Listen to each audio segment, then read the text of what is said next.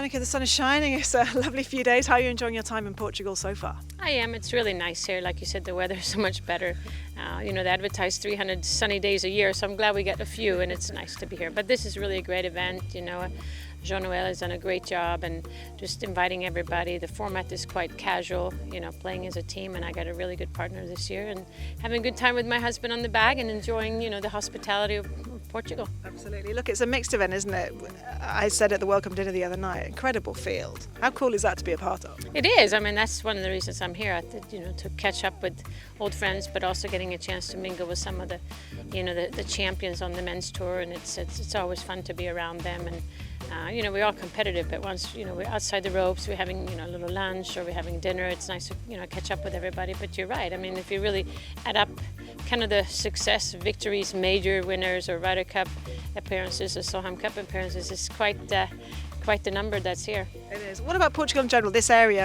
Obviously you've spent a bit of time here in the past, but probably not so much recently. What do you enjoy about it? Well, it's just very friendly. It's a great time to come here, and they have everything to offer. It's beautiful. The food is wonderful. I think the the accommodations, the hotel, people are friendly. There's a lot to do. If you don't play golf, I'm sure you can play some tennis. I've seen you got great spas, and they got all kinds of stuff. It's really a beautiful high-end. It's a modern place at the same time. So golf or not, this is a place to come.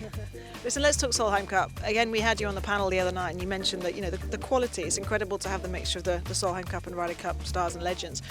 Just a word for you this year, with the events being back to back, what does that give the Solheim Cup, do you think, in terms of a bit of added extra profile?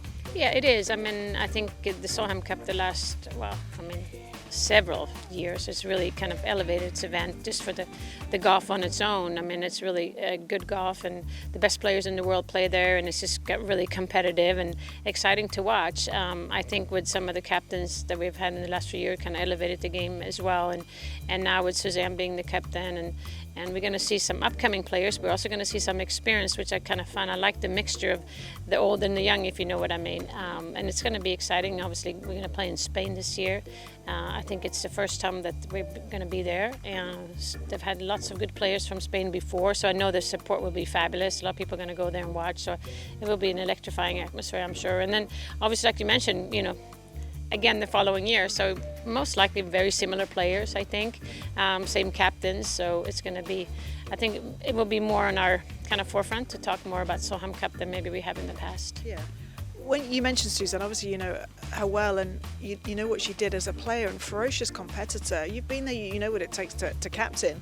What does it entail, and what will she bring to that job and that position? Yeah, I think a lot of players have respect. I think respect is the most important, and then also just knowing them, get to know them, and being out there, listen to the players, their wishes. And we play as individuals all year round, so I think the key for a good captain is just to make sure that the players still feel like it's individual in a way, and don't put them together as a team, and you got to do this together.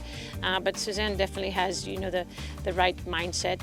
She's very competitive, and I think she will bring some of the fiery, just kind of the way she is on the course into the, probably to the locker room, which is a good thing. Yeah. You look at, like you said, the blend of rookies and experience as well.